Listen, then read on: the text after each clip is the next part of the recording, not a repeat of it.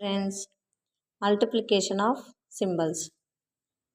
We have to plus into plus, that is equal to plus value, minus into minus, that is equal to plus value, minus into plus, that is equal to minus, that means negative value, plus into minus, that is equal to also negative value. Okay na? For example, we have two positive numbers, then the result will be positive. That means 1 into 1, that is equal to 1. Then we have to take two negative values, negative numbers, the result will be positive. For example, minus 2 into minus 2, that is equal to plus 4. Same, minus 2 into plus 2, that is equal to negative minus 4.